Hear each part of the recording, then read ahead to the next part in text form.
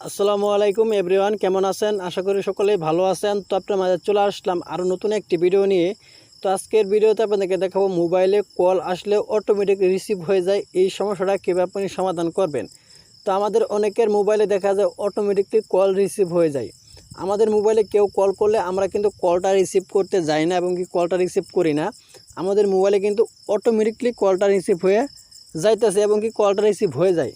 তো এই সমস্যাটা কিন্তু অনেকের মোবাইলে দেখা দেয়। তো এই সমস্যাটা কীভাবে আপনি সমাধান করবেন তার পুরো প্রসেসটাই কিন্তু আজকের এই ভিডিওতে দেখিয়ে দেবো। ভিডিওটা স্কিপ করবেন না, স্কিপ না করে সম্পূর্ণ প্রসেসটা দেখে দেখুন, তাহলে বুঝতে পারবেন।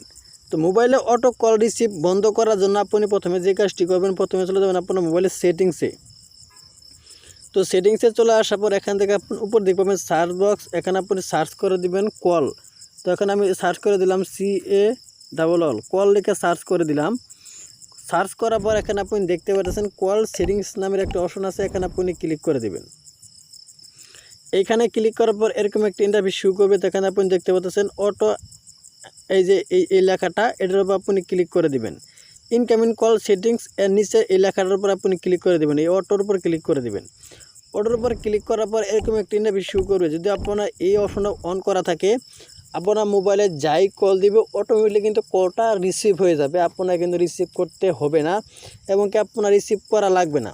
আপনার মোবাইলে কল দেওয়ার সঙ্গে সঙ্গে অটোমেটিকলি কিন্তু কলটা রিসিভ হয়ে যাবে। এটা যদি আপনি অন থাকে, এটাকে আপনি বন্ধ করে দিলে কিন্তু আপনার এই সমস্যাটার সমাধান হয়ে যাবে। তো এই ছিল মূলত আজকের ভিডিও মনে বুঝতে পেরেছেন। তো আপনার মোবাইলে অটো কল বন্ধ করতে হয় কীভাবে।